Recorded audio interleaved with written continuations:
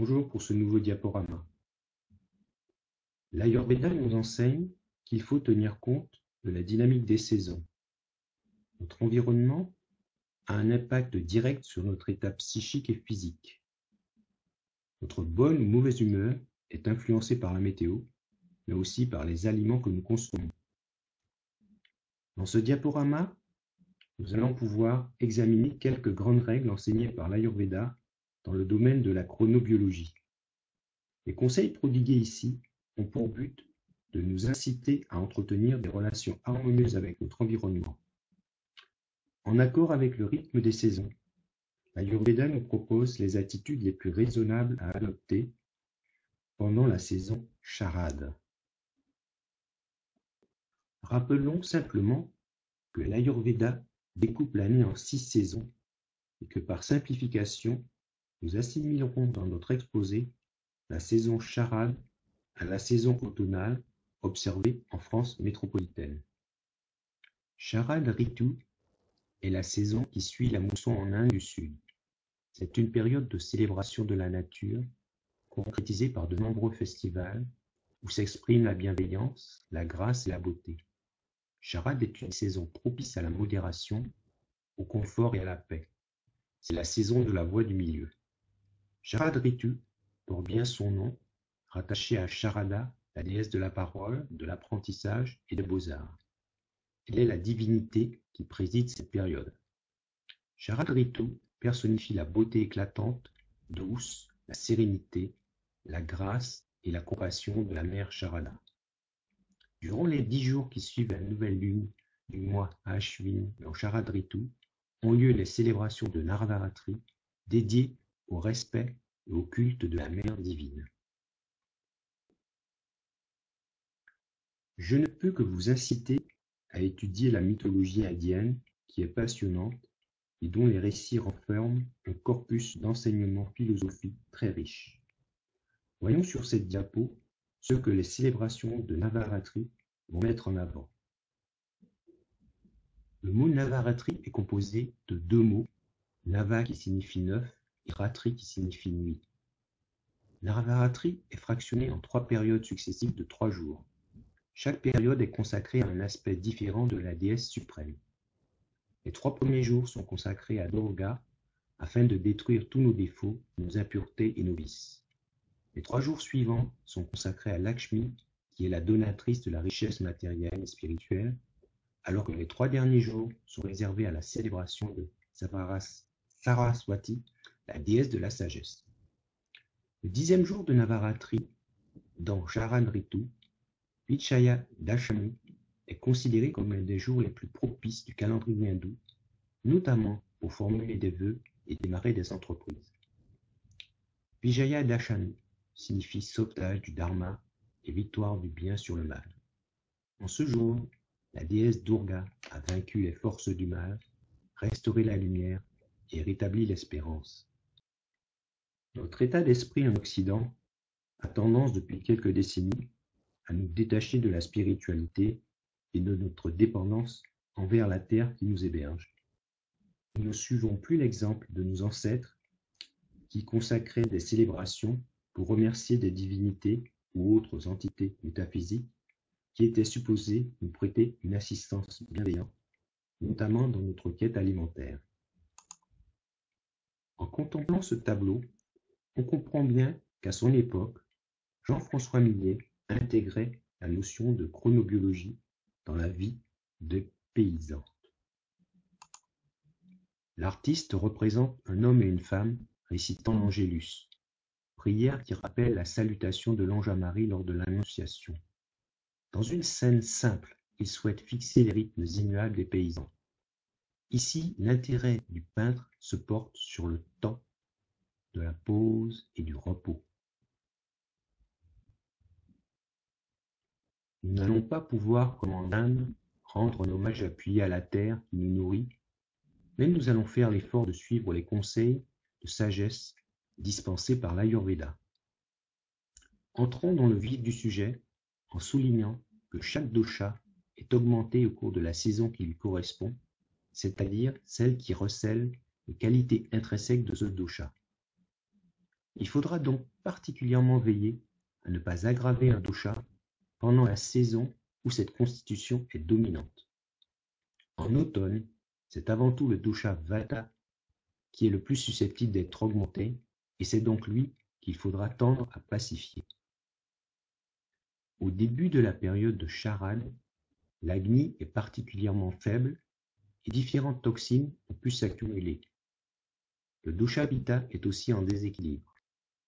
Afin de ménager son corps, il faut bien entendu se tourner vers des aliments adéquats, doux, légers et amers, ayant le potentiel pour atténuer pitta. Les fruits, comme les raisins, les pommes, les poires, les prunes, les citrons, les mangues et les avocats, s'ils sont disponibles, sont de très bons secours.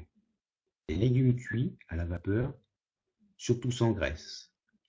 Les céréales, comme le blé, l'orge, le riz, basmati, le millet, sont à privilégier. Il faut éviter de consommer les végétaux sous la forme de salades crues et privilégier les soupes. Il faut attendre octobre pour envisager de consommer les courges et les épinards. Certaines postures de yoga sont particulièrement recommandées pour stimuler le foie et la rate. Ainsi, les trikonasana ou triangles sont différentes séries de postures utilisées pour réveiller l'énergie. Il est aussi recommandé de pratiquer une cure de panchakarma lors de cette période de transition. Pour stimuler le foie et la vésicule biliaire, qui sont les organes liés au dosha pitta, on peut conseiller une cure de citron et des infusions à base de coriandre, de cumin et de fenouil. Une autre technique pour débusquer les toxines consiste à consommer un verre d'eau tiède sucrée au miel le matin à jeun. De nombreuses plantes, notamment à saveur amère, sont idéales pour activer la fonction hépatique. On peut citer le gel d'aloès, le curcuma, la racine de pissenlit, le desmodium. Avant de s'engager dans une saison qui va tendre à augmenter vata, une formule ayurvédique à base de plantes est très utilisée en Inde. Il s'agit de triphala, excellente pour nettoyer le gros intestin. C'est la combinaison à part égale de 3 fruits, l'amalaki, le bibitaki et l'aritaki. Pour ceux qui souhaitent rester fidèles à la phytothérapie européenne, en dehors du pissenlit mentionné plus haut, il est recommandé de se tourner vers le bouleau. L'écorce, la sève, les bourgeons et les feuilles du bouleau sont estimés pour leurs propriétés dépuratives depuis l'Antiquité. L'écorce, récoltée en février, est diurétique, fébrifuge et soigne les digestions difficiles. Elle est d'un grand secours dans les affections de la peau. En Europe centrale, la sève de printemps, surnommée le sang de bouleau, est utilisée traditionnellement en cure dépurative. C'est un excellent remède populaire contre les douleurs articulaires. Les feuilles, récoltées tout au long de l'année, sont utilisées en infusion contre les rhumatismes. De nombreuses présentations sont disponibles sous forme de compléments alimentaires aujourd'hui.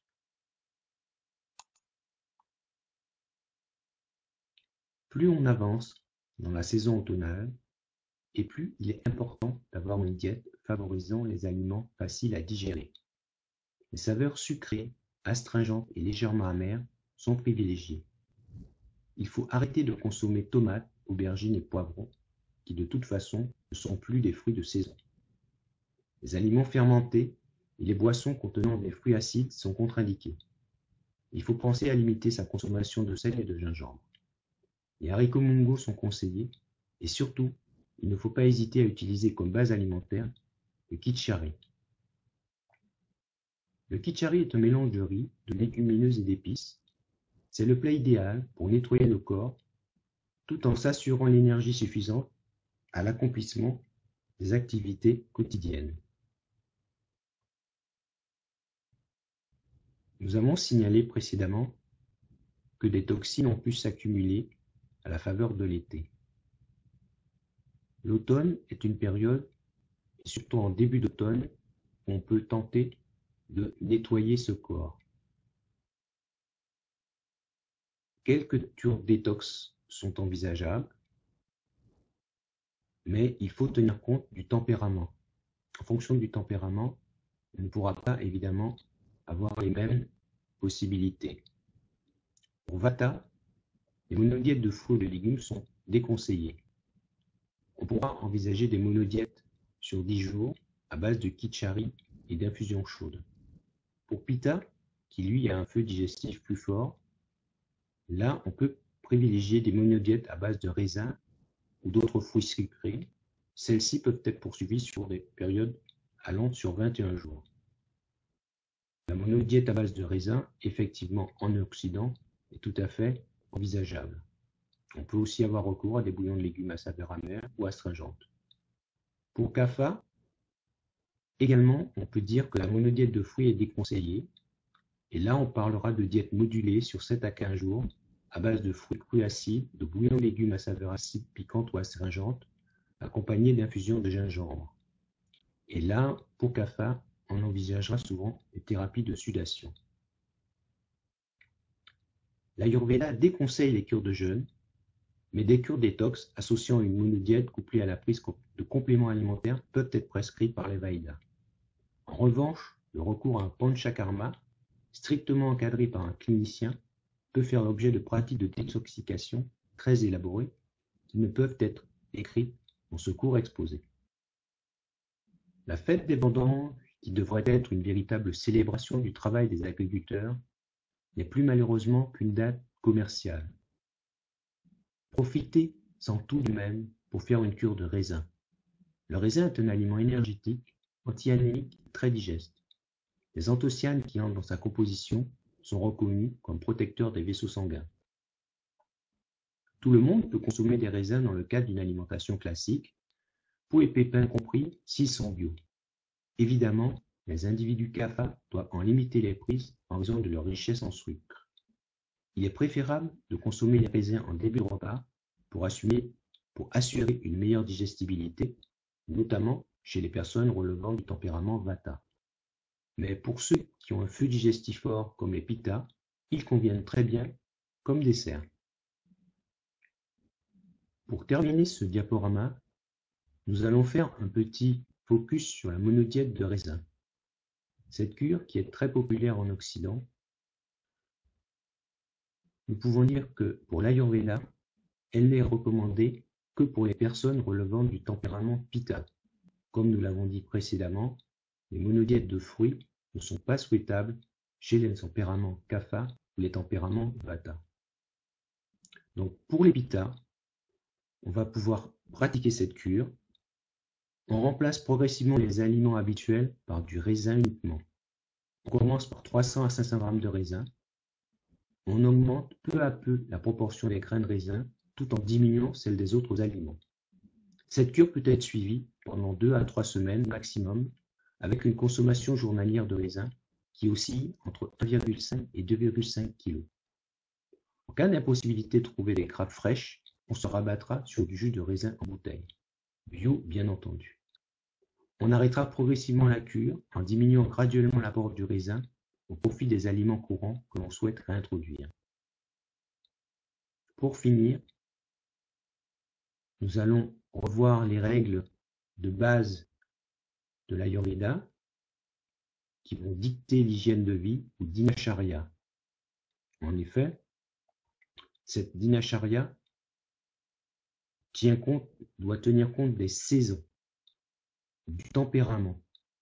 Donc, toute personne qui souhaite profiter de l'enseignement de l'Ayurveda doit adapter, moduler son alimentation et ses activités en fonction de son tempérament, en fonction de son environnement, en fonction de la météo, en fonction de la saison. Le respect d'une discipline quotidienne est incontournable pour vivre en harmonie avec son environnement. La diététique, dans ce cas, est toujours associée au yoga. Ainsi, nous nous en porterons mieux. Voilà, à bientôt.